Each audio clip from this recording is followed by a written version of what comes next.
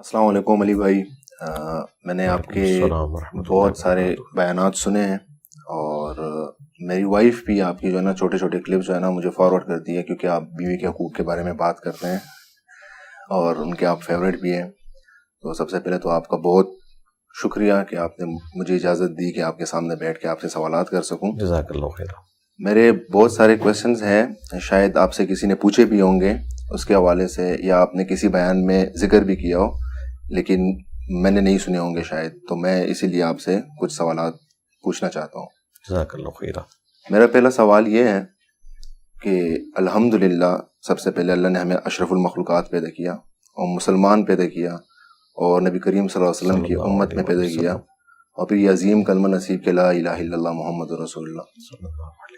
ہمیں بچپن سے جب ہم پیدا ہوتے ہیں تو ہمارے کان میں اذان دی جاتی ہے، ہمیں جو ہے نا دین کی تعلیم دی جاتی ہے، اور پاکستان جس ملک میں ہم رہتے ہیں وہ بھی اسلام کے نام سے ہی بنے، اسلامی جمہوریہ پاکستان.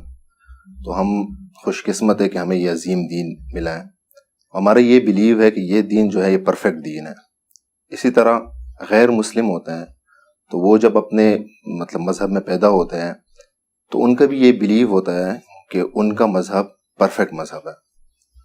تو میرا یہ سوال ہے، میرے مائنڈ میں ہوتا ہے کہ کیا ان کے ساتھ بے انصافی نہیں ہے کہ وہ دوسرے دین میں پیدا ہوئے ہیں؟ لا حول ولا قوة الا باللہ. اللہم صلی علی محمد وعلی آل محمد. آپ کا سوال جو ہے وہ ایک کامن پبلک والا سوال ہے. بات یہ ہے کہ سب سے پہلے یہ سمجھ لیں کہ آپ کو یہ جو بتایا گیا کہ آپ بڑے خوش نصیب ہیں، تو شاید یہ بھی کوئی اتنی بڑی حقیقت نہیں ہے. مجھے بتائیں اس سے بڑھ کر بد نصیب کون ہے جو دریا کے کنارے پیاسا مر جائے. ریگستان میں کوئی پیاسا مر جائے تو اس پہ صبر آ جاتا ہے، لیکن دریا کے کنارے کوئی پیاسا مر جائے تو صبر بھی نہیں آتا. تو مسلمان وہ لوگ ہیں جو دریا کے کنارے رہتے ہوئے پیاسے مر رہے ہیں. یہ ہمیں کسی نے غلط بتا دیا کہ ہم مسلمانوں کے گھر پیدا ہو گئے تو اب جنت یا کامیابی ہمارا مقدر ہو چکی ہے. بالکل ایسا نہیں ہے. ہر شخص نے اس دوڑ میں حصہ لینا ہے. اس کے بعد جو لوگ کامیاب ہوں گے وہی لوگ کامیاب ہوں گے. یہ دماغ سے بالکل کیڑا نکال دیں کہ مسلمانوں کے گھر پیدا ہونے سے جنت گارنٹیڈ ہو چکی ہوئی ہے. ہر شخص کو اللہ تعالیٰ کی پہچان کرنی ہے. پھر جتنے گیون سرکمسٹانسز تھے اس میں اسے جتنی بات سمجھ آئی، اللہ تعالیٰ اس کی شاکلہ کے مطابق قیامت کے دن اس کا فیصلہ کرے گا. ایسے لوگ کہ جن تک انبیاء کی دعوت نہیں پہنچی، ان کے لیے نہ تو نماز پڑھنا ضروری ہے نہ روزے رکھنا ضروری ہے. ان کے لیے بس اجمالاً اتنا کانسیپٹ کہ یہ کائنات کسی کریٹر نے بنائی ہے یہ کافی ہے. یہ جو آگے کی تفصیلات ہیں جن سے ریلیجن ڈیل کرتا ہے، یہ صرف ان لوگوں کے لیے ہیں جن تک دین کی بات پہنچے گی. اور یہ قرآن میں بالکل واضح فتویٰ ہے، وَمَا كُنَّا مُعَذِّبِينَ حَتَّى نَبْعَثَ رَسُولًا. ہم اس وقت تک عذاب نہیں دیتے کسی کو جب تک کہ ان میں رسول کو مبعوث نہ کریں. رسول مبعوث ہوں گے تو اللہ تعالیٰ کے عذاب کا کوڑا آئے گا، ادروائز نہیں. یہ سیدھی سی بات ہے. افریقہ کے جنگلوں میں یا اسی طریقے سے ایسے صحراؤں میں جہاں وقت کے پیغمبر کی بات نہیں پہنچی، وہاں ایک خدا کا مان لینا کافی ہے. چونکہ آج کا یہ ماڈرن دور ایسا ہے جس میں سوشل میڈیا کے ذریعے پوری دنیا تک بات پہنچ رہی ہے، تو یہ بات کسی حد تک جسٹیفائی ہے کہ بہت کم علاقے ایسے بچ گئے ہیں کہ جہاں تک بات نہیں پہنچی. تو پھر اگلا سٹیپ ہے کہ ان تک اسلام کا تعارف کس طریقے سے پہنچا ہے. کیا وہ ایسا بھیانک تعارف ہے کہ اس کے بعد اسلام سے لوگ نفرت کریں گے، یا پازیٹیو تعارف ہے؟ پھر مسلمانوں کا ایٹیچیوڈ کیسا ہے کہ اس نے اسلام کی خدمت کرنے کی بجائے اسلام کی بدنامی میں اضافہ کیا ہے؟ یہ ساری چیزیں صرف اللہ تعالیٰ ہی دیکھ سکتا ہے. انسان اس طرح کی چیزوں کا حساب کتاب نہیں رکھ سکتا. تو غیر مسلم بھی بد نصیب اس وقت ہوں گے کہ جب اللہ تعالیٰ نے جو انہیں گیون سرکمسٹانسز دی ہیں ان میں خدا کو سیریس نہیں لیں گے. مسلمانوں کے گھر پیدا ہو کر اللہ کو سیریس نہیں رہے گا تو وہ بھی ناکام ہی ہو جائے گا. تو ہر شخص نے اس کے لیے محنت کرنی ہے. اب بات پہنچانی کیا ہے؟ ہمیں جو بات پہنچانی ہے وہ خدا کا تعارف ہے، اللہ کا تعارف ہے کہ اس کائنات کو کسی نے بنایا ہے. ریلیجن تو اللہ تعالیٰ کی انسان سے ریکوائرمنٹ ہے نا کہ جسے خدا کا تعارف ہو وہ یہ کرے. جو بنیادی چیز ہے وہ اللہ کا تعارف ہے, اور اللہ کا تعارف ایسی چیز ہے جو آپ ایک ایتھیسٹ کو بھی کروا سکتے ہیں, ایک کرسچن کو بھی کروا سکتے ہیں, ایک ہندو کو بھی کروا سکتے ہیں, اور ایک مسلمان کو بھی کروا سکتے ہیں. ونس جب وہ گاڈ کو سیریس لے پھر وہ ریلیجن کی طرف آئے گا, پھر اللہ تعالیٰ اس کے لیے راہیں آسان کرے گا. لیکن پہلی شرط یہ ہے کہ وہ سیریس لے. والذین جاہدوا فینا لنہدینہم سبلنا, جو لوگ ہماری راہ میں کوشش کرتے ہیں ہم ہدایت اور کامیابی کی راہیں ان کے لیے کھول دیتے ہیں. اس لیے آپ دیکھیں جو لوگ کوشش کرتے ہیں وہ نان مسلم سے مسلم ہو جاتے ہیں, اور جو کوشش نہیں کرتے وہ مسلمانوں کے گھر پیدا ہو کر بھی مسلمانوں والا نام لے کے دنیا سے جاتے ہیں, مرتے وہ کفر کے اوپر ہیں, اگرچہ ان کا جنازہ لاکھوں لوگ پڑھ لیں, ان کو غسل دینے والے نیکوکار لوگ ہوں, ان کی میت کے اوپر جو ہے وہ وقت کے سارے علماء بھی جمع ہو جائیں, اللہ کے حضور وہ ناکامی کی موت مر گئے. یہ اللہ نے فیصلہ کرنا ہے. تو اس لیے بد نصیب وہ ہے کہ جو خدا کو نہیں پہچانتا, خوش نصیب وہ ہے جو خدا کو پہچان لے, اور جب کوئی خدا کو پہنچا لے گا, خدا کو پہچان لے گا اور خدا کو سیریس لے گا, انشاءاللہ تعالیٰ وہ حق بات تک پہنچ جائے گا. اور اس میں آخری چیز صرف ایڈ کر دوں, اس کے بعد آپ اگلے سوال کی طرف آئیں. جو مسلمان دین پہ چل بھی رہے ہیں وہ بھی دین وہ ہے جو ان کے فرقے نے انہیں سکھایا ہے. وہ کس خوش نصیبی کو لے کے بیٹھے ہوئے, وہ اگر بریلویوں کے گھر پیدا ہوئے تھے تو بریلوی ہیں, اگر دیوبندیوں کے گھر پیدا ہوئے تھے تو دیوبندی ہیں, اگر اہل حدیث یا شیعہ کے گھر پیدا ہوئے تھے تو وہ اس فرقے میں. اسلام میں کوئی نہیں, اگرچہ یہ سارے مسلمان ہیں لیکن پیور اسلام پہ یہ نہیں ہے جب تک کہ اپنی کتابوں کو فالو نہیں کرتے. تو ان شارٹ یہ کہ ہمارے نزدیک تو یہ سارے ہی آلموسٹ بدقسمتی ہیں, الا یہ کہ کوئی اللہ کو سیریس لے لے. بالکل, آپ نے, میرا نیکسٹ کوشچن بھی آپ سے یہی تھا کہ ہم مسلمان ہوتے ہوئے بھی یہ ہے کہ 73 فرقے ہیں, ان میں سے کوئی ایک فرقہ بتایا گیا ہے کہ وہ جنت میں جائے گا. تو میرا یہی کوشچن تھا آپ سے کہ وہ اس فرقے کی تلاش ہم کیسے کریں گے؟ یہ بھی آپ کو غلط بتایا گیا جی. اچھا جی جی, اسلام میں کہیں نہیں آیا کہ فرقہ کوئی جنت میں جائے گا. صحیح. صرف ابو داؤد میں حدیث یہ ہے کہ 72 فرقے جہنم میں جائیں گے, ایک حق پر ہوگا. اسے فرقہ نہیں کہا گیا, اسے کہا گیا وہ جماعت ہے. اور بخاری مسلم میں الفاظ ہیں, میری امت کا ایک گروہ قیامت تک حق میں قائم رہے گا. کوئی نقصان پہنچانے والا انہیں نقصان نہیں پہنچا سکے گا, وہ غالب رہیں گے. اس پہ امام بخاری نے باب باندھا ہے ہوا اہل العلم, اس سے مراد اہل علم ہے جو علم کی بنیاد کے اوپر عقائد و نظریات کو لے کے چلتے ہیں. تو پہلی بات تو یہ کلیئر کر لیں کہ فرقے سارے ہی جہنمی ہیں.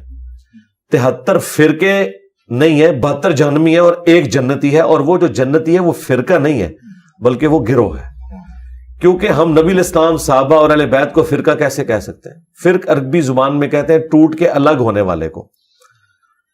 اب کیا صحابہ, اہل بیت اور نبی صلی اللہ علیہ وآلہ وسلم کسی بڑے فرقے سے ٹوٹ کے الگ ہوئے تھے کہ وہ فرق تھے؟ فرق تو لفظ ہی ایک گالی ہے جو آپ پیغمبر کو یا ان کے ساتھیوں کو یا ان کے اہل البیت کو دے ہی نہیں سکتے. وہ تو فرقہ ہی نہیں تھے, وہ تو ملت ابراہیمی تھی, وہ تو اللہ کا ریلیجن اسلام تھا. فرقے اس سے ٹوٹ کے الگ ہوئے. درخت سے جب پتے فرق ہوتے ہیں تو ہم انہیں کہتے ہیں یہ فرقہ ہے. پتا یہ نہیں کہہ سکتا کہ ایک فرقہ میں ہوں اور ایک فرقہ یہ درخت ہے. تو درخت کہے گا کہ تو مجھ سے ٹوٹ کے الگ ہوا, میں تو تیری اصل تھا. تو اصل تھی دین ابراہیمی اسلام, اس سے ٹوٹ کر فرقے الگ ہوئے. وہ فرقے جہنم کی طرف جانے والے. وہ اصل کیا ہے؟ اگر نبی صلی اللہ علیہ وآلہ وسلم, ان کے صحابہ اور اہل بیت بریلوی, دیوبندی, اہل حدیث, شیعہ تھے تو آپ یہ بن جائیں, اور اگر وہ مسلم تھے تو آپ مسلم بن جائیں. ہمیں تو یہی بتایا گیا کہ وہ مسلم تھے. وَسَمَّاكُمُ الْمُسْلِمِينَ مِلَّةَ أَبِيكُمْ إِبْرَاهِيمَ وَسَمَّاكُمُ الْمُسْلِمِينَ مِنْ قَبْلُ وَفِي هَذَا, پیروی کرو ابراہیم کی ملت کی جنہوں نے اس قرآن کے نزول سے پہلے تمہارا نام مسلم رکھا, اور اللہ تعالیٰ نے بھی اس قرآن میں تمہارا نام مسلم انڈورس کیا. اور ابراہیم علیہ السلام کے بارے میں تو قرآن میں آیا ما کان ابراہیم یہودی ولا نصرانی, ابراہیم نہ تو یہودی تھے نہ نصرانی تھے, ولکن کان حنیفا مسلما وما کان من المشرکین, بلکہ وہ تو سب سے ٹوٹ کر ایک اللہ کے ہو گئے تھے, وہ مسلم تھے اور مشرک نہیں تھے. اور ہمارے نبی الاسلام کے لیے بھی یہ آیا کہ آپ دین ابراہیمی کے اوپر ہیں, آپ مشرک نہیں ہیں, آپ مسلم ہیں. تو اسی پہ ہمارا فخر ہونا چاہیے کہ ہم مسلم ہوں بجائے فرقوں میں بٹنے کے. اچھا علی بھائی، ہمارے مائنڈ میں، میرے مائنڈ میں اکثر جو ہے نا مطلب خیالات آتے ہیں. ہمیں یہ بلیو ہے کہ ہم اللہ کو مانتے ہیں، نبی کریم صلی اللہ علیہ وسلم کو مانتے ہیں، مسلمان ہیں الحمدللہ، لیکن مائنڈ میں جو ہے نا کچھ کویشچن آتے ہیں جو کہ میں جانتے بھی ہوں کہ وہ غلط ہیں، غلط خیالات ہیں، وہ نہیں آنے چاہیے. میں مائنڈ کو ڈائیورٹ بھی کرتا ہوں کہ نہیں یہ نہیں سوچنا، یہ نہیں سوچنا، لیکن وہ آتے ہیں. صحیح ہے. وہ میں نے کسی کے ساتھ یہ بات شیئر نہیں کی ڈر کی وجہ سے کہ خدا نخواستہ اس کا کوئی غلط مطلب نکلے. تو یہ میں آج آپ سے شیئر کر رہا ہوں کہ اس کی کیا وجہ ہے کہ مائنڈ میں غلط کویشچنز آتے ہیں یا غلط سوالات آتے ہیں. آنے چاہیے، کیوں نہیں آنے چاہیے؟ مائنڈ اللہ نے بنائی اس لیے کہ سوچے. یہ بھی آپ کو غلط بتایا گیا کہ مائنڈ سوچے گا نہیں. مائنڈ تو سوچے گا. آپ نے اپنے ایشوز کا سولوشن تلاش کرنا ہے. ہاں، کریٹیکل تھنکنگ کریں، سولوشن تک پہنچے، اس کے بعد چیپٹر کلوز کرتے ہیں. اس کے بعد اوور تھنکنگ کرنا، یہ بات غلط ہے. مثال کے طور پر میں نے وائٹ کلر کا جوڑا پہنا ہوا ہے، آپ نے دیکھ لیا، زیادہ وہم نکالنا ہے، کسی سائنٹیفک انسٹرومنٹ کے نیچے چیز دیکھ لی کہ ہاں یہ وائٹ ہے، بس اب اس چیپٹر کو کلوز کرتے ہیں. کہیں سے اس کے اوپر آ کے ریڈ لائٹ پڑی اور آپ نے پھر سوچنا شروع کر دیا کہ کہیں یہ ریڈ تو نہیں تھا، تو یہ اوور تھنکنگ ہے، یہ بے وقوفی ہے. نہ تو اس طریقے سے سائنس آگے بڑھ سکتی تھی اور نہ اس طریقے سے آپ کنسنٹریٹ کر سکتے ہیں کسی معاملے میں. تو جو چیزیں اسٹیبلشڈ ہیں ان کے اوپر اوور تھنکنگ کرنے کی ضرورت نہیں ہے. وہ پھر آپ خام خواہ اپنا ٹائم ضائع کر رہے ہیں، اسی کو شیطانی خیالات کہا گیا. راز سوچنا وہ آپ کا رائٹ ہے. خدا کے بارے میں، اس کے وجود کے بارے میں سوچنا، یہ تو قرآن آپ کو کہتا ہے کہ آپ نے سوچنا ہے. لیکن ونس ایک چیز کنکلوژن تک پہنچ جائے اس کے بعد آپ نے پھر اس کے اوپر کوئی کوشچن نہیں کرنا. جو قرآن میں ہے نا، لا یسأل عما یفعل وہم یسألون، اللہ کو کوئی یہ نہیں پوچھ سکتا کہ اس نے یہ کام کیوں کیا. وہ سب کو پوچھ سکتا ہے کہ تم نے یہ کام کیوں کیا، کیونکہ وہ کریٹر ہے، آپ کریشن ہے. وہ مالک ہے، آپ اس کی مخلوق ہے. ہاں، خدا کوشچنیبل ہو سکتا ہے کہ خدا ہے یا نہیں ہے. ونس جب خدا کو مان لیا پھر اس کی ول کو بھی ماننا پڑے گا. اس میں اب اوور تھنکنگ کرنے کی آپ کو اجازت نہیں ہے. صحیح مسلم حدیث ہے، صحابہ کرام نے کہا کہ بعض اوقات ہمارے دل میں ایسے خیالات آتے ہیں کہ ہم جل کر کوئلہ ہونا تو پسند کریں گے لیکن اپنی زبان سے اس کا اظہار نہیں کریں گے. تو نبی علیہ السلام نے فرمایا کہ یہ عین ایمان ہے. خیالات کا آنا اور اس کا اظہار نہ کرنا عین ایمان ہے. خیالات آئیں گے، آپ نے یہ نہیں فرمایا کہ خیال نہیں آئیں گے. بخاری مسلم دونوں میں حدیث ہے کہ اللہ تعالیٰ نے میری امت سے دل میں آنے والے خیالات کے اوپر معافی کر دی ہے جب تک کہ زبان سے اس کا اظہار نہ کر لے یا اس کے مطابق عمل نہ کر لے. اور اظہار کرنے سے مراد کوشچن کرنا نہیں ہے، اظہار کرنے سے مراد ہے اس پر بلیو کر لینا. کوشچن آپ کر سکتے ہیں، آپ جو مرضی ٹاپک ڈسکس کریں، ہم اس کے اوپر بات کریں گے. میرے سے زیادہ کس نے ویڈیوز ریکارڈ کروائی ہیں ایتھیزم کے خلاف، جو لوگ خدا کا ڈینائل کرتے ہیں. میں نے ایک ایک چیز سائنٹیفکلی بھی ڈسکس کی ہے، وہی کے پوائنٹ آف ویو سے بھی ڈسکس کی ہے. لیکن جب ایک چیز کنکلوڈ ہو گئی اس کے بعد پھر آپ نے آگے چلنا ہے. ایک چیز ثابت ہوگی کہ مثلا یہ ٹیبل ہے، اب آ کے آپ کو کوئی کہتا ہے نہیں اس کو غور سے دیکھیں، سائڈ سے یہ گاڑی نظر آ رہی ہے، اور آپ اپنی زندگی کے 10 سال اس کو ثابت کرنے میں لگا دیں کہ نہیں یہ گاڑی نہیں ٹیبل ہے، تو آپ فضول کام کر رہے ہیں. اللہ تعالیٰ اپنی قدرتوں سے اتنا آیا ہے کہ اس سے زیادہ کوئی ظاہر چیز نہیں ہے. ہاں، اس نے پردے میں اپنے آپ کو اس لیے رکھا ہے کہ آپ کا ٹیسٹ ہے. تو وہ سوالات آئیں، آپ ڈسکس کریں. ریلیجن میں بھی جو چیزیں آپ کو تنگ کرتی ہیں آپ انہیں ڈسکس کریں. ہم لاجیکلی ثابت کریں گے کہ اس سے بیسٹ کوئی چیز پاسبل نہیں تھی. اور اگر کوئی شخص کہتا ہے اس سے بیسٹ ماڈل پاسبل ہے تو وہ جو ماڈل لے کر آئے گا ہم اس کے اندر بھی پھر خامیاں نکال دیں گے. یہ تو سوچنے کا اپنا اپنا معیار ہے نا. تو وہ کرٹیکلی ڈسکس ہو سکتا ہے کسی چیز کی پازیٹیو چیزیں بھی اور نیگیٹو چیزیں بھی. جو خواجہ سرا کے بارے میں کیونکہ ایک پوڈ کاسٹ میں میرا خواجہ سرا میرا گیسٹ آیا تھا، تو وہ جو ہے نا دین کی طرف آ گیا تھا، کمپلیٹ چینج ہو گیا تھا. داڑھی واڑی اس نے رکھ دی تھی، ٹوپی وغیرہ پہنتا تھا. اور اس نے جو ہے نا میرے پوڈ کاسٹ میں کچھ چیزیں ڈسکس کی تھی کہ مجھے معاشرہ جو ہے نا ابھی بھی ایکسیپٹ نہیں کر رہے. مطلب میں نے پورا لائف چینج کر دی اپنا. میں ڈانس کرتا تھا لیکن میں نے جو ہے نا اپنی پوری زندگی بدل دی ہے, اور مجھے معاشرے ایکسیپٹ نہیں کر رہی ہے, مجھے ابھی بھی وہی تانے سننے پڑ رہے ہیں. تو ابھی مجھے واپس میں نے دیکھا ہے کہ وہ جو ہے نا واپس ریورٹ ہو گیا ہے اسی طرف. تو اس کے بارے میں کیا ہے, تو وہ یہ ہم اسی کو بلیم کریں گے کہ دوبارہ کیوں ہو گیا, یا معاشرے کو ہم کریں گے کہ دونوں کو بلیم کریں گے جی. اس کو اگر کوئی شخص کھانے کے اعتبار سے ٹوکے تو وہ کیا بھوکا مر جائے گا, یا اسے یہ پتا چلے کہ دودھ خالص نہیں ملتا تو اس کے بعد اس نے چائے پینا چھوڑ دینی ہے.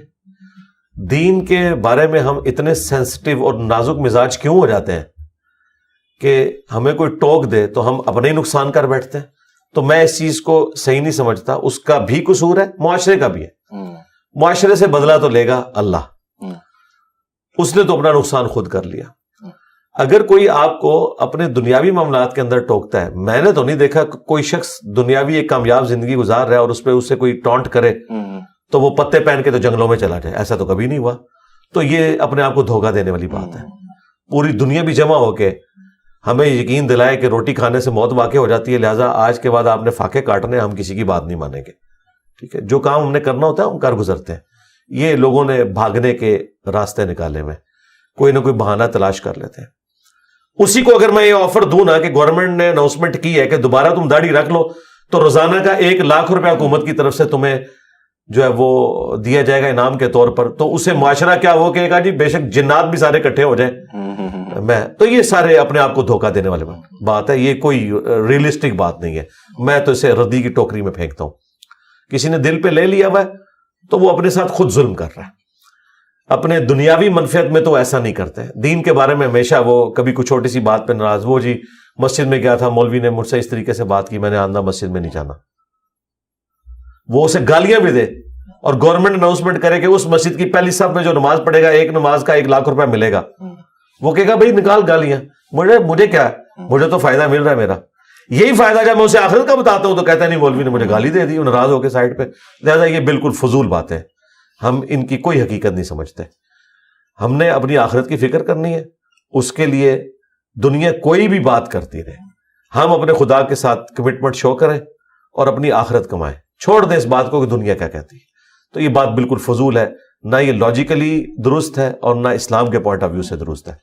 البتہ جو لوگ اس طرح کی حرکتیں کر کے کسی کو ڈس ہارٹ کرتے ہیں انہیں ہم سمجھائیں گے کہ آپ لوگ شیطان کے راستے پہ چل رہے ہیں, آپ اللہ کے ایجنٹ نہیں ہیں. آپ کا کام تھا کہ لوگوں کو دین کے قریب کرتے نہ کہ دور کرتے.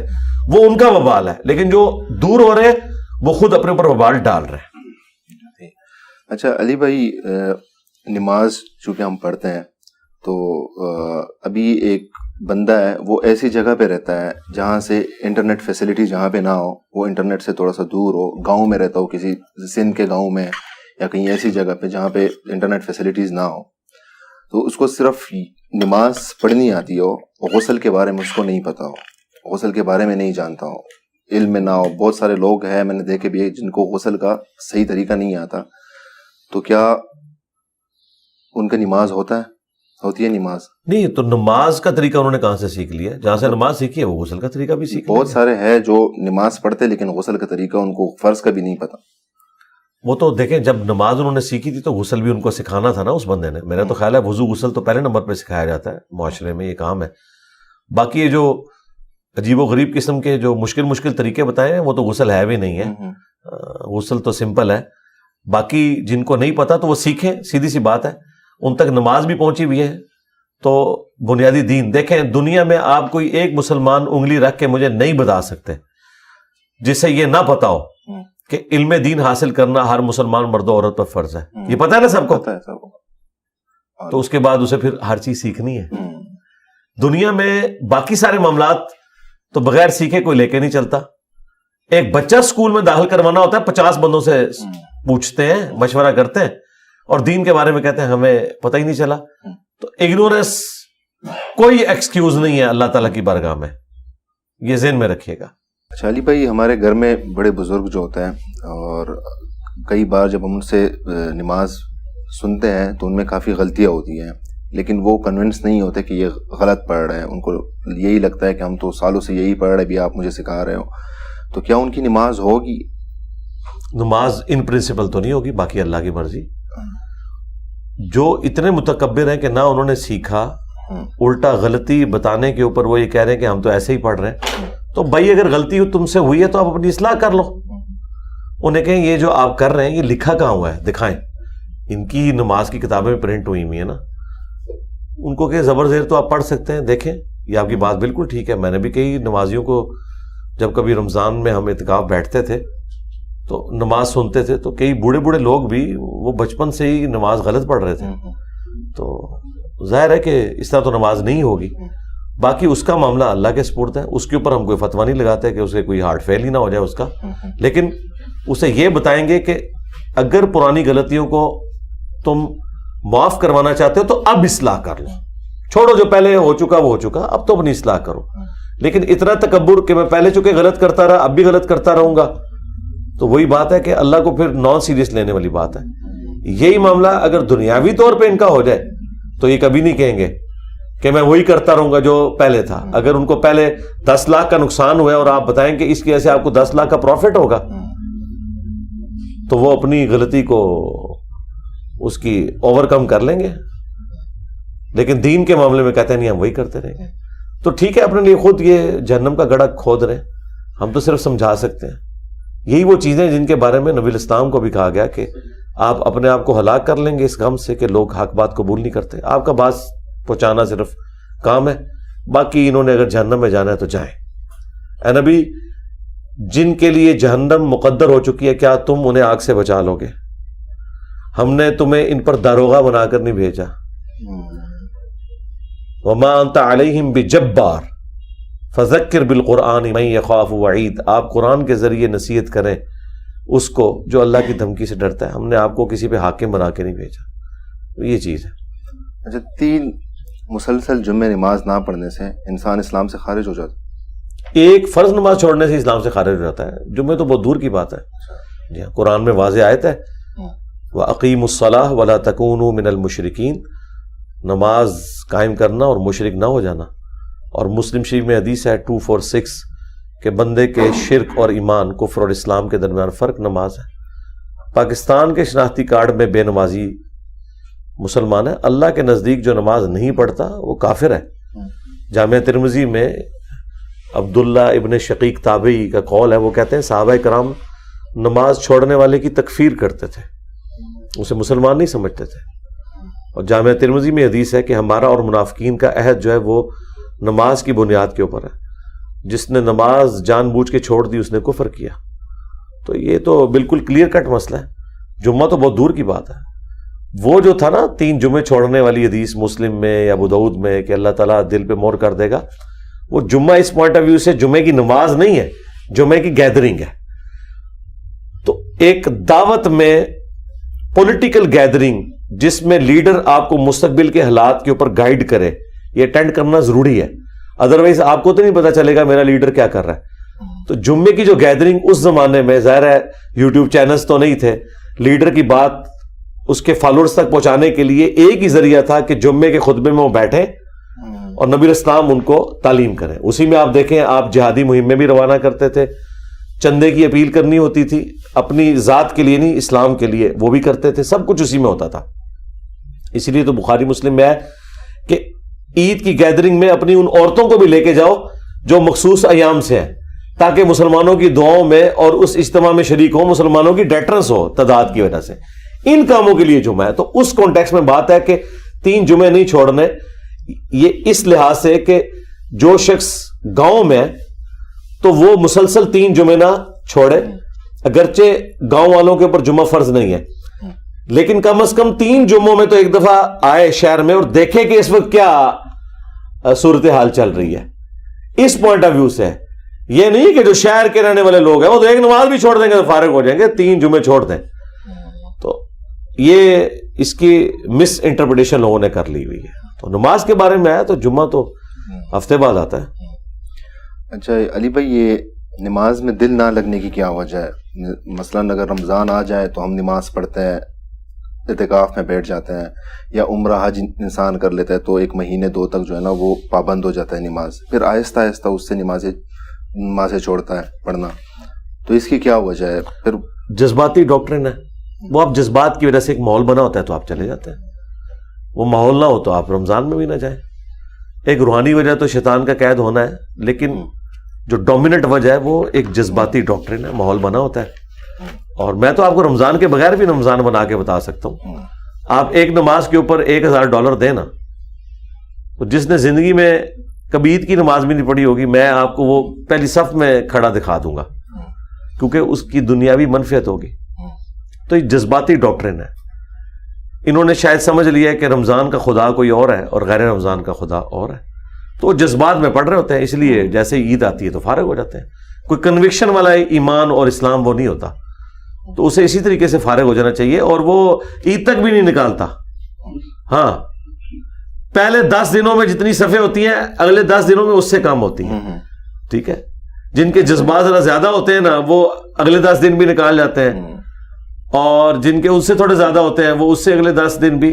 تو چاند رات تک سارے جذبات ٹھنڈے ہو چکے ہوتے ہیں, چونکہ کنوکشن والا ایمان نہیں نہ ہوتا, جذبات والا ہوتا ہے. یہی تو ہم رو رہے ہیں کہ آپ نے علمی طریقے سے خدا کو پہچاننا ہے, جذباتی طریقے سے نہیں, ورنہ یہی کچھ ہوگا. وہ تو ہندو بھی 3.5 کروڑ ہندو ہر سال گنگا پہ نہاتے ہیں. آپ کا زمزم پینے والے تو اتنے لوگ نہیں ہوتے ہیں. وہ بھی اپنے جذبات میں چل رہے ہیں, یہ بھی اپنے جذبات میں. علمی طریقے سے جب قائل ہوں گے پھر 24 گھنٹے آپ خدا کو خدا مانیں گے. پھر وہ رمضان کا خدا نہیں ہوگا یا آپ کی مرضی کا خدا نہیں ہوگا, وہ واقعی خدا ہوگا جس کو آپ واقعی اپنا رب مانیں گے, اپنا مالک مانیں گے. اچھا علی بھائی, یہ کیپی سائٹ پہ مسجدیں اکثر جو ہے نا وہ پنجاب کی نسبت بھری ہوتی ہے, مطلب نمازی جو ہے نا زیادہ ہوتے ہیں. جس طرح ایک محاورہ بھی انہوں نے فیمس کیا ہوا ہے کہ پٹھان جان رمضان جانے, تو اس کے بارے میں آپ ذرا بتائیں. جی, پٹھانوں کے کلچر میں ہے نا جی, داڑھی بھی جی, اور نماز بھی, اور معذرت کے ساتھ رزق حرام بھی. تبلیغ جماعت کے بستروں میں ہیروئن بھی اسمگل ہو رہی ہوتی ہے. تو یہ کلچرل چیز ہے. میں اس کو بھی جذباتی اسلام سمجھتا ہوں. ہمارے استاد ڈاکٹر سار صاحب کہتے تھے کہ یہ بھی بڑی نعمت ہے, ہم اس کو نعمت ہونا سمجھتے ہیں, لیکن یہ اللہ کو مطلوب نہیں ہے کہ آپ جذبات کے ساتھ اپنے معاملات کو لے کے چلیں, علمی طور پر لے کے چلیں. یہی پٹھان جو ہے نا ہندو ہوتے تو آپ ان سے زیادہ پریکٹسنگ ہندو کو ہی نہ دیکھتے. ہاں, یہی اگر جیوز ہوتے تو ان سے بہتر آپ کو یہودی کوئی نظر نہ آتے. وہ ان کی اپنی نیچر ہے. تو وہ جذبات کے ساتھ ایک معاملات چل رہے ہیں. باقی میں آپ کو بتاؤں, وقت کے ساتھ ساتھ یہ چیزیں اب دوسری طرف پیراڈائم شفٹ ہو رہا ہے. آپ اسلام آباد میں آئے, آپ کو اسلام آباد کی مساجد کے اندر جو ریشو پروپورشن ہے وہ زیادہ نظر آئے گا, اس اعتبار سے کہ اگر مسجد میں 500 نمازی ہے نا تو اس میں 450 نوجوان ہوگا. یہ چیز آپ کو نہ کے پی میں نظر آئے گی نہ کہیں اور نظر آئے گی. دنیاوی تعلیم کی برکت سے نوجوان طبقہ اب زیادہ دین کی طرف آ رہا ہے. کے پی کے تو کلچر میں داڑھی تھی نا, مسلمانوں کے کلچر میں داڑھی کوئی نہیں تھی. جب سے یہ دنیاوی تعلیم آئی ہے تو شکر ہے انہیں ہوش آیا, اور آپ دیکھ رہے ہیں کہ آج آپ کو نوجوان داڑھی والے نظر آتے ہیں, ورنہ پہلے نوجوان داڑھی رکھتے ہوئے ڈرتے تھے. اگر آپ نے اس کو ویڈیو میں دیکھنا ہے تو پاکستان بنانے والے جو ہمارے بزرگان دین ہیں, مجھے دکھائیں ان میں سے کتنوں کی داڑھی ہے. جتنے جلسوں میں نیچے نظر آ رہے ہیں کتنوں کی داڑھی ہیں. اس وقت لوگ کہتے تھے جوانی میں روگ لگا لیا. عورتیں کتنا پردہ کرتی تھی. آج سے 40-50 سال پہلے آپ اسلام آباد یا دوسرے شہروں کے کالجز کے باہر کھڑے ہو, اور آج آپ کالجز کے باہر کھڑے ہوں تو آپ کو زمین اسمان کا فرق نظر آئے گا. فل حجاب میں ہیں بچیاں. دنیاوی تعلیم کی برکت سے ریلیجن کا کلچر امپروو ہوا ہے, میں سمجھتا ہوں. اچھا, آپ کا ایک بیان میں نے سنا تھا, آپ نے کہا تھا کہ تبلیغی جماعت کے اوپر آپ نے کہا تھا کہ یہ بغیر تنخواہ کے ملازم ہیں اور بڑا اچھا کام کر رہے ہیں, جو علماء کا کام کر رہے ہیں, جگہ جگہ پہ دین پہنچا رہے ہیں, امر بالمعروف و نہی عن المنکر کر رہے ہیں. تو علماء تو سوشل میڈیا پہ بھی جو ہے نا بیانات وغیرہ دیتے ہیں تو کافی لوگوں تک وہ بیان پہنچ جاتی ہے, لیکن گھر گھر تک پھر بھی جو اس طرح کے علاقے جیسے میں نے پہلے مینشن کیا جہاں پہ انٹرنیٹ کی فیسلٹی نہ ہو, تو وہاں پہ اگر دین نہیں پہنچتا تو قیامت کے دن وہ ہمارے گریبان نہیں پکڑیں گے. جی پکڑیں گے, علماء کے پکڑیں گے. ہاں, ہمارے تو بعد میں پکڑیں گے, کیونکہ ہم نے علماء کو ملازم رکھا ہے نا, پیسوں پہ رکھا ہوا ہے نا. ان کی ذمہ داری یہ 5 وقت کی نماز پڑھانا تو نہیں ہے. ان کے محلے کے اندر کوئی نماز نہ پڑھتا ہو, انہوں نے کبھی کسی کو جا کے نہیں پوچھا. ہاں, کوئی بے نمازی آ کے رفع الیدین سے نماز شروع کر دے, اس کے باپ کو بھی سمجھانے پہنچ جاتے ہیں. کتنے بے دین ہیں یہ علماء. ویسے آپ کو کہتے ہیں سب میرے نبی کے طریقے ہیں. اگر ایک بے نمازی رفلی دین سے نماز شروع کر دے, اس کے باپ کو کہتے ہیں تیرے بیٹے کو کیا ہو گیا, اور جب تک وہ نماز بھی نہیں پڑھ رہا تھا اس کے باپ کو کہنے کی کبھی جرت نہیں ہوئی کہ تیرا بیٹا مسجد میں نہیں آتا.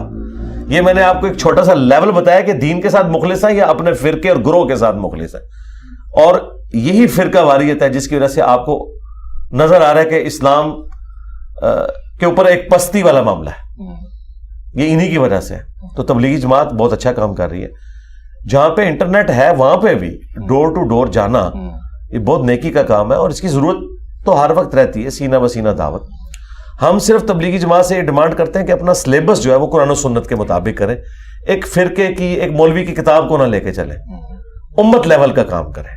جب آپ بیچ میں ایک فرقے کی کتاب سٹوریوں والی ڈال دیتے ہیں اس کی وجہ سے مسئلہ خراب ہوتا ہے. اور اللہ نے ہماری دعا سن لی ہے. 2015 میں آج سے آلموسٹ 8 سال پہلے تبلیغی جماعت کے 2 ٹکڑے ہو گئے. آپ کو پتا ہے انڈیا جہاں سے تبلیغی جماعت نظام الدین دہلی جو بنگلہ والی مسجد تھی وہاں تو ہاں جی سعد کاندھلوی صاحب نے اپنے آپ کو الگ کر لیا ہے, اور فضائل اعمال وہ نہیں پڑھتے, جو اصل مسئلہ تھا انہوں نے نکال دیا. لیکن یہاں رائے ونڈ مرکز والے وہ ابھی اپنے بزرگوں کی اسی لیگیسی کو لے کے چل رہے ہیں, انہیں نہیں سمجھ آ رہی ہے. ہم تو کہتے ہیں انہیں بھی چاہیے کہ یہ بھی اپنی اصلاح کریں اور درس قرآن شروع کریں, بخاری مسلم کا درس شروع کریں.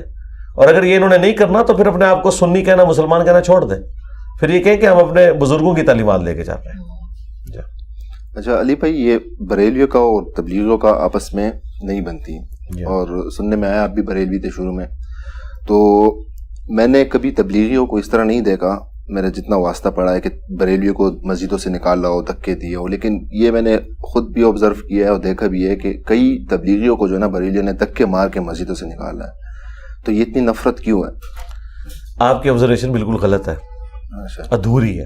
صحیح. اس کی وجہ یہ ہے کہ بریلویوں کی کون سی ایسی جماعت تھی جو بسترے اٹھا کے دیوبندیوں کی مسجد میں جاتی تھی اور وہ انہیں دھکے دیتے؟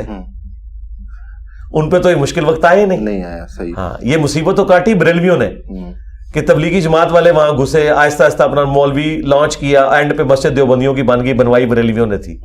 تو اس کا علاج انہوں نے صحیح سوچا کہ ہم ان کے بسترے اٹھا کے باہر پھینکیں گے, یہ ہماری مسجد پہ قبضہ کرتے ہیں. چونکہ فرقہ واریت ہے نا, تو بریلوی بھی ایک فرقہ, دیوبندی بھی ایک فرقہ. چونکہ جماعت ہی کوئی نہیں تھی, تو جب جماعت گئی نہیں تو اس آزمائش سے تو آپ گزرے نہیں نا. ایک بندہ کہتا ہے کہ میں نے کبھی شراب پی نہیں ہے, تو اسے پوچھا جائے گا تمہارا بلٹ اپ کہاں ہوا ہے, تو آپ کو پتا چلے کہ وہاں تو شراب ملتی ہی نہیں تھی, نہ شراب کے انورٹڈ کاموں میں فضائل اسے پتا تھے کہ وہ پیتا, تو اس کی کوئی بہادری نہیں ہے. یہ تو مسئلہ اس وقت ہے. اس لیے کہتے ہیں کہ اللہ تعالیٰ سے یہ دعا کرنی چاہیے کہ کبھی انسان پہ یہ آزمائش آئے ہی نہ کہ اسے برائی کرنی پڑے اور وہ خوف خدا کی وجہ سے رکے. اس سے بہتر ہے کہ اللہ تعالیٰ اس آزمائش میں ڈالے ہی نہ. اور جب یہ آزمائش آئی ہے دیوبندیوں کے اوپر تو وہ بھی اسی طریقے سے ناکام ہوئے جس طرح بریلوی. آپ کہہ رہے ہیں نا یہ نہیں نکالتے, آپ مجھے کے پی کے اندر کسی دیوبندی کی مسجد میں یہ سبز پگڑی والی جماعت کی کوئی جماعت ٹھہرا کے وہاں درس دے کے بتائیں, اور ٹائم قیامت تک ہے. ذرا ادھر تو مجھے جواب دے دیں آپ, کیا یہ اجازت دیں گے ان کو؟ میں نے نہیں دیکھا. نہیں دیکھا, بس یہی وجہ, جواب آپ کو مل گیا. تو اب ان کی جماعت بن گئی ہے. جو سلوک پنجاب میں بریلوی تبلیغی جماعت کے ساتھ کرتے تھے نا, وہی سلوک سبز پگڑیوں والوں کے ساتھ کے پی میں دیوبندی کرتے ہیں. وہ جماعت کو گزرے بھی نہیں دیتے, کیونکہ میں سبز پگڑی کے ساتھ پشاور کی کئی مساجد میں گئے ہوں, ہم جماعتیں لے کے گئے, وہ جماعت نہیں ٹھہرنے دیتے اندر. وہ کہتے ہیں بھائی جاؤ بریلویوں کی مسجد میں. وہ کوئی ایک آدھ مسجد دور دراز علاقے میں نکلتی ہے, زیادہ تر تو دیوبندیوں کا گڑھ ہے. سیدھی سی بات ہے. تو اس میں کسی ایک فرقے کو نا, یہ فرقہ واریت کی لعنت ہے. اس سے بڑھ کر آج اہل حدیث کوئی تبلیغی جماعت بنا لے, بلکہ بنائی بھی ہے انہوں نے, ان کو کے پی کی کسی مسجد میں اہل حدیث کی جماعت رکوا کے بتائیں. ایک مسجد میں اگر وہ رکے اور ایک نماز میں انہوں نے اونچی آمین کی تو مفتی فتویٰ دے دے گا کہ نکلو ادھر سے. تو یہ جو مظلوم بنے ہوئے نا دیوبندی کہ ہمارے ساتھ یہ ہوتا ہے, بھائی آپ بھی دوسروں کے ساتھ یہی کرتے ہیں, آپ پہ برا وقت آیا نہیں تھا. ٹھیک ہے, جس طرح میری شکل میں علماء پہ پہلی دفعہ برا وقت آ گیا کہ میں نے قرآن سے, بخاری سے, مسلم سے ان کے تراجم نکال کے پبلک کو دکھائے ہیں. یہ میرے خلاف ویڈیوز بناتے ہیں بجائے جواب دینے کے. ان پہ کبھی وقت آیا ہی نہیں تھا کہ آج تک ان سے کوئی بھرے مجمع میں پوچھے کہ بھائی یہ آیت حدیث کہاں لکھی ہے جہاں سے آپ بیان کر رہے ہو. تو یہ کہتے ہیں دیکھیں بڑے حالات سازگار تھے, انجینئر نے آ کے فتنہ ڈال دی. انجینئر نے فتنہ نہیں ڈالا, یہ سارے سوئے ہوئے تھے, میں نے ان کو جگایا کہ بھائی دیکھو تمہارا ڈرائیور گاڑی ٹھوکنے والا ہے. پہلے تو گاڑی ٹھکتی تھی, لوگ مر جاتے تھے, یہ جس طرح ہمارے بزرگ انہی فاسد عقائد کے ساتھ دنیا سے چلے گئے. اللہ کا شکر ادا کریں ہم نے ان کی اولادوں کو اب جگایا کہ بھائی دیکھو تمہارے بزرگوں کو بھی انہوں نے ٹھوکا تھا, خود بھی ٹھوکے تھے, تمہیں بھی ٹھوکیں گے. تو بات یہ ہے کہ اویئرنیس جب آتی ہے نا پھر پتہ چلتا ہے.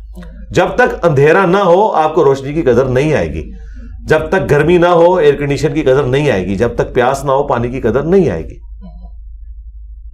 ایک بندہ کہ جی میں سکردو میں رہتا ہوں, ہم نے تو آج تک جو ہے وہ اے سی کے بارے میں سنا ہی نہیں ہے. تو ہم کہیں کہ بھائی آپ کو اس ازمائش سے نہیں گزرنا پڑا, آپ ہیٹر کی ازمائش سے ہی گزریں گے. اور اب سبی والا اسے ہیٹر کا تعارف کروانا پڑے گا.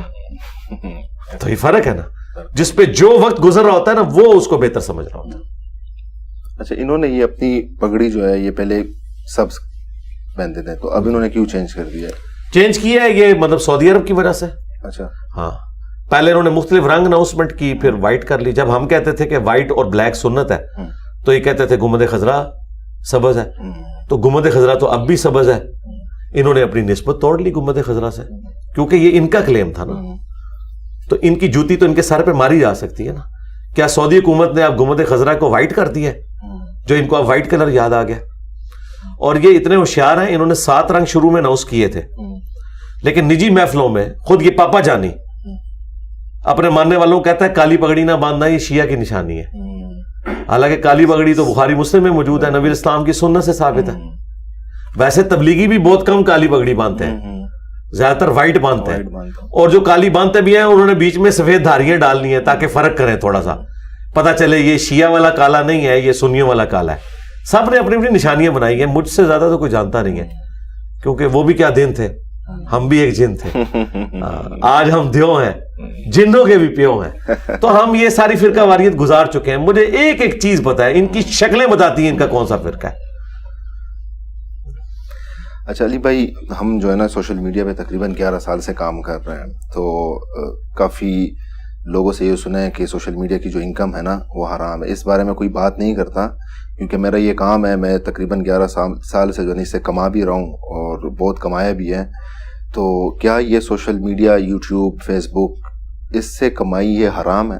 کون کہتا ہے حرام ہے؟ ہم تو انتظار میں ہے کسی مولوی کا فتویٰ ہے. مطلب اس میں کہتا ہے میوزک یوز ہوا ہے تو جو ہے نا یہ حرام ہوگا. تو علماء تو خود سب سے زیادہ سوشل میڈیا سے کما رہے ہیں, اور میرا نام اور میری تصویر لگا کے کمائی کر رہے ہیں. تو علماء کس طرح کہہ رہے ہیں کہ حرام ہے؟ ہاں, میرا یہ موقف ہے کہ سوشل میڈیا میں آپ کسی غلط طریقے سے اگر کمائی کرتے ہیں تو وہ حلال نہیں ہے. مثلاً اگر یوٹیوب پہ آپ ویڈیو ایڈز ایسے چلاتے ہیں جس میں عورتیں نظر آ رہی ہیں, تو میں اسے کیسے حلال کہتا ہوں؟ یہ تو کوئی بھی نہیں سے جائز سمجھے گا. ہاں, امیجز تک اپنے معاملات کو رکھتے ہیں, یا آپ کوئی پرائیویٹ اسپانسرشپ کسی کی کر دیتے ہیں, بالکل, تو وہ معاملہ تو ایسا نہیں ہے.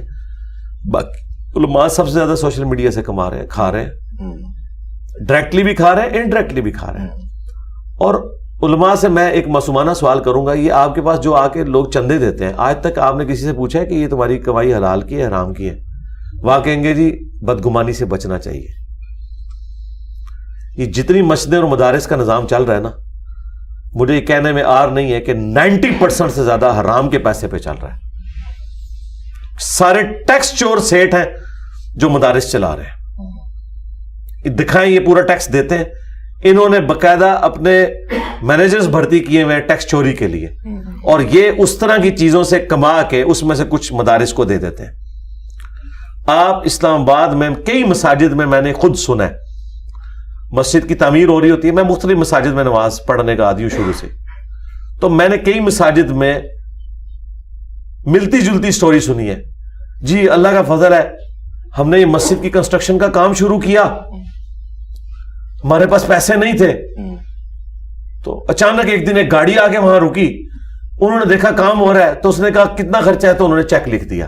ان کو کوئی پتا نہیں ہے کہ یہ سمگلر ہے, ہیروئن سمگل کرتا ہے, یا دوائیوں کی اس کی فیکٹری ہے جس سے یہ حرام کما رہا ہے, اس میں غلط دوائیاں بیچ کے, کوئی پتا نہیں ہے. کہتے ہیں اللہ نے بندہ بھیج دیا. اس بندے کی کبھی انہوں نے تحقیق نہیں کی ہے. آج تک کبھی جنازہ پڑھانے کے اوپر, نکاح پڑھانے کے اوپر کسی نے ان کو پیسے دیے, انہوں نے کبھی تحقیق نہیں کی ہے. دوسروں کی کمائیوں کے اوپر ان کی نظر ہے. ہم تو ان پرنسپل یہ بات سمجھتے ہیں کہ مدارس, مساجد کا بھی زیادہ تر نظام حرام کے اوپر ہی چل رہا ہے, کیونکہ جو ان کے فائنانسر ہیں نا وہ حرام کھاتے ہیں, حرام کماتے ہیں. مجھے بتائیں کئی پراپرٹی ڈیلرز بڑی بڑی ان کی ہاؤسنگ کالونیز ہیں, ٹھیک ہے, ان کے یہ ملازم ہیں, ان سے چندے لے کے مشتے بناتے ہیں, اور خود ان کو پتا ہے یہ کتنے بڑے ڈان ہیں, انہوں نے کس طریقے سے مال کمایا ہوا ہے. مجرمانہ خاموشی ہے. تو میں وہ پہلو بھی بیان کر رہا ہوں. اس طرح میرا موقف تو یوٹیوب کے حوالے سے شروع سے ریکارڈ ہے کہ امیجز تک معاملات درست ہے. ویڈیو ایڈز میں آپ اوائڈ کر ہی نہیں سکتے بے پردہ عورت کو, اور پاکستان میں تو جو عورتیں نظر آتی ہیں جو یورپ امریکہ میں وہ تو چھوڑ دیں. تو آپ دیکھ لیں جتنے علماء سب نے سوائے اکا دکا کے سب نے ویڈیو ایڈز آن کیے. اچھا, آپ کا چینل جو ہے نا وہ مونیٹائز نہیں ہے, تو اس سے آپ نہیں, مونیٹائز ہے, مونیٹائز ویڈیو ایڈز کے اوپر نہیں, ویڈیو ایڈز نہیں. تو اگر آپ لگاتے ہیں ایڈز اور آپ اس سے پیسے کماتے ہیں, اور وہ جو ہے نا آپ پھر اس سے مدرسہ بناتے ہیں یا کوئی دین, جس طرح باقی ہیروئن کے اسمگل بنا رہے ہیں, نہیں میں نہیں یہ کام کرتا. نہیں, اچھا یہ ایڈ جو یوٹیوب کی طرف سے ایڈز آ رہے ہیں آپ وہ بول رہے ہیں کہ وہ ٹھیک نہیں ہے؟ جی ظاہر ہے, میں ان کو پلیٹ فارم دے رہا ہوں نا. اچھا, ہاں, ویڈیو ایڈز کے لیے مجھے انہوں نے تھرائز کیا نا کہ میں آف کر سکتا ہوں. ٹھیک ہے, دیکھیں ایک یہ کہ راہ چلتے میں جراثیم انہیل کر لوں, ٹھیک ہے, اس کی کوئی معافی ہو سکتی ہے, میرا اختیار نہیں ہے. لیکن آپ میرے سامنے امرود کاٹ کے رکھیں اور اس میں کیڑے نکل آئیں اور میں کہوں کہ نہیں یار اتنے جراثیم جاتے ہیں, چلو بسم اللہ پڑھ کے یہ بھی جانے دو, تو یہ تو نہیں ہو سکتا. یہ بات ہے. اچھا, ایک مولانا کا میں نے بیان سنا تھا, سوشل میڈیا پہ آیا تھا, اس نے بولا تھا کہ کرکٹ کھیلنا اور دیکھنا جو ہے نا یہ حرام ہے. تو اس بات میں بھی سچائی ہے؟ نہیں, ایسی کوئی بات نہیں ہے. باقی جوا وغیرہ اس کے اوپر نہیں ہونا چاہیے. کرکٹ دیکھنے میں کھیلنے میں کوئی مسئلہ نہیں. اچھا, اور یہ کالر جو ٹائی جس سے ہم باندھتے ہیں اس کے بارے میں بھی بتایا ہے کہ یہ بھی ٹھیک نہیں ہے. کالر میں نے تو خیر کبھی استعمال نہیں کیا, میں تو بین ہی شروع سے استعمال کرتا ہوں. باقی کالر میں بھی کوئی مسئلہ نہیں. ٹائی بھی کوئی غیر اسلامی لباس نہیں ہے, اور اسلامی لباس تو انہوں نے نہیں پہنا ہوا. نبی الاسلام نے تو تہمد استعمال کیا ہے, علماء تو شلوار پہنتے ہیں. تو پھر یہ کہیں گے نہیں یہ زیادہ پردے والا لباس ہے, تو بس ٹھیک ہے. لباس باریک نہیں ہونا چاہیے کہ جسم نظر آئے, اتنا چست نہ ہو کہ جسم کی حید نمایاں ہو, اور مخالف جینڈر والا نہیں ہونا چاہیے کہ مرد عورتوں والا لباس پہنے, عورتیں مردوں والا لباس پہنے. تو باقی ٹھیک ہے, لباس کے اندر آسانی ہے. صلیب نشان ہے جو مذہبی نشان ہے نا کسی بھی ریلیجن کا, وہ آپ اگر اڈاپٹ کرتے ہیں, مثلا ماتھے پہ سندور لگا لیتے ہیں ہندوؤں والا, یا ہاتھ میں سکھوں والا کڑا پہن لیتے ہیں, یہ گلے میں سلیب لٹکا لیتے ہیں, تو یہ ہے من تشبہ بقوم فہو منہم, جس نے جس قوم کی مشابہت کی وہ اس میں ہے. ٹائی تو بھائی ہندو بھی باندھتا ہے, سکھ بھی باندھتا ہے, مسلمان بھی باندھتا ہے. یہ کوئی سلیب کی نشانی نہیں ہے, یہ بالکل غلط بات ہے, جھوٹ مشہور کیا میں نے. تو ٹائی میں نماز پڑھ سکتے ہیں؟ کیوں نہیں, ویٹیکن سٹی کے پاپ نے کبھی ٹائی پہنی ہے؟ کوئی دیکھیے آپ نے, اس نے سلیب ہی لٹکائی ہوتی ہے, تو ٹائی کہاں سے نشان ہو گیا. اچھا, میاں بیوی کے بارے میں تھوڑا سا بات کرتے ہیں. ایک شوہر ہے, وہ اپنی بیوی پہ ظلم بھی کرتا ہے, اس کے اوپر چیٹ بھی کرتا ہے, اور بیوی کو پتہ ہے کہ یہ کر رہا ہے, چیٹ کر رہا ہے میرے اوپر, لیکن وہ جو ہے نا گھر بھی نہیں جا سکتی کیونکہ تانے سننے پڑتے ہیں. تو اس کے لیے کیا حکم؟ صبر ہی کرے جی, میں اور کیا کر سکتا ہوں, اور تو کوئی علاج نہیں ہے. اور دعا کرے کہ اللہ تعالیٰ اسے ہدایت دے, اور جب خامند کا موڈ اچھا ہو تو اس تک حق بات پہنچانے کی کوشش کرے. دیٹس آل, اور تو کوئی سولوشن نہیں ہے. اور جو شوہر اپنی بیوی کو مطلب باہر بھی لے جاتا ہے, خوش بھی رکھتا ہے, ساری چیزیں کرتا ہے, لیکن بیوی پھر بھی خوش نہیں ہوتی, اس کے لیے تو وہ نبی الاسلام کو یاد کر لے. نبی الاسلام بھی اپنی بیویوں سے خوش کوئی نہیں تھے, اس حوالے سے کہ انہوں نے ان کو تکلیفیں دی. سورۃ العذاب میں ہے, وہ تو اللہ نے انٹروین کیا کہ انہیں طلاق دو, پھر انہیں ذرا خیال آیا کہ ہم نے کرنا. تو اگر نبی الاسلام کو اپنی بیویوں سے تکلیف پہنچی ہے, بخاری مسلم میں آپ 1 مہینہ تک ناراض رہے, گھر کی چھت پہ چلے گئے, اسے ایلا کہتے ہیں, جس میں وہ آپ کے جسم پہ چٹائی کے نشان تھے, حضرت عمر ملنے گئے اور آنکھوں میں آنسو آ گئے, بیویوں سے ناراض ہو کے اوپر شفٹ ہوئے تھے. پھر قرآن کی آیات نازل ہوئی سورۃ العذاب کی پارہ نمبر 21 کے اینڈ پہ, اے نبی اپنی بیویوں سے فرماؤ اگر تم دنیا اور اس کی دولت چاہتی ہو تو آؤ میں تمہیں پھر طلاق دے کے رخصت کر دیتا ہوں, اور اگر اللہ, اس کا رسول اور آخرت کا گھر چاہتی ہو تو اسی طریقے سے نبی کے ساتھ اسی فقر میں گزارا کرنا ہوگا. تو ان کی خوش نصیبی تھی کہ اللہ نے انہیں توفیق دے دی توبہ کی, اور انہوں نے اپنی اصلاح کر لی. وہ اگر نبی کو اپنی بیویوں سے تکلیف پہنچی ہے, ہمیں پہنچے تو کوئی مسئلہ نہیں ہے. بخاری مسلم میں حدیث ہے, عورت ٹیڑھی پسلی سے پیدا ہوئی ہے, اسے نفع حاصل کرو, سیدھا کرنے کی کوشش نہ کرو, اسے توڑ بیٹھو گے, اور طلاق دینا اسے توڑنا ہے. بخاری میں حدیث ہے کہ میں اپنی وفات کے بعد تمہارے لیے سب سے بڑی آزمائش تمہاری بیویاں عورتیں چھوڑ کے جا رہا ہوں. ٹھیک ہے. مسلم شریف میں حدیث ہے کہ کوئی مرد اپنی عورت سے بغض نہ رکھے, بس کوشش کرے. مسلم شریف میں ایک اور حدیث ہے کہ دنیا برتنے کی جگہ ہے اور سب سے بہترین سرمایہ نیک بیوی ہے. تو آپ نے گیون سرکمسٹانسز میں اس طرح کے معاملات کو لے کے چلنا ہے. اور ایک اور حدیث ہے جس سے شاید آپ کو صبر آ جائے, وہ بخاری مسلم دونوں میں, کہ عورت کا یہ حال ہے کہ پوری زندگی اسے سکھی رکھو, ایک دفعہ بھی تم سے اسے تکلیف پہنچ جائے تو یہ کہے گی جب سے تیرے عقد میں آئی ہوں میں نے سکھ کا ایک دن بھی نہیں دیکھا. یہ تو نبی علیہ السلام فرما رہے ہیں کہ ایسا ہوگا. تو میرے خیال ہے جب بیوی ناراض ہو تو آپ کہا کریں صدق رسول اللہ, رسول اللہ نے سچ کہا تھا, اور اس کو انجوائے کیا کریں. اچھا علی بھائی, آخر میں کوئی ایک نصیحت آپ کریں جو میرے دیکھنے والے بھی سنیں اور مجھے بھی اس سے کچھ سیکھیں. ہاں جی, نصیحت تو ہم ایک ہی کریں گے آپ کو کہ اس پلانٹ ارتھ پہ آپ کو کسی ہستی نے بنا کے پٹ کیا اور مرنے کے بعد آپ نے اس کے حضور پہ پیش ہونا ہے, اپنے اعمال کا جواب دہ ہونا ہے. موت سے پہلے پہلے اپنی آخرت کی تیاری کر لیں, اور آخرت کی تیاری کے لیے سب سے پہلے خدا کی پہچان ہو, خدا کے دین کی پہچان ہو. اور اگر آپ مسلمانوں کے گھر پیدا ہوئے تو ایٹ لیسٹ آپ کو ایک ایج تو ملا کہ آپ مسلمان ہیں. تو اب اس کے اوپر آپ ریلائی نہ کریں بلکہ ٹرو دین کو حاصل کرنے کی کوشش کریں جو دین کتاب و سنت کے اندر ہے.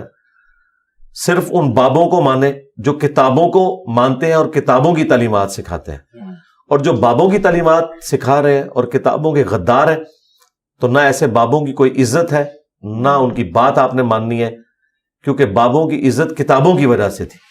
اگر کوئی اپنی کتابوں کا غدار ہو جائے, کوئی قرآن کا غدار ہے, بخاری کا غدار ہے, مسلم کا غدار ہے, تو بابا اس قابل نہیں ہے کہ اس کی عزت کی جائے.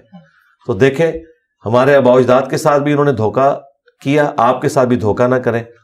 جب تک بات قرآن و سنت کے ریفرنس سے آپ ویریفائی نہ کر لیں تو کسی کی بات کے اوپر عمل نہ کریں. اور جو بندہ قرآن و سنت کے مطابق آپ کو بتاتا ہے, بھلے وہ کسی بھی فرقے کا ہے, آپ اس کی سچ بات لے لیں, جو غلط بات ہے وہ چھوڑ دیں. بس یہی نصیحت میں کروں گا. جزاک اللہ. جزاک اللہ خیر. Thank you so much.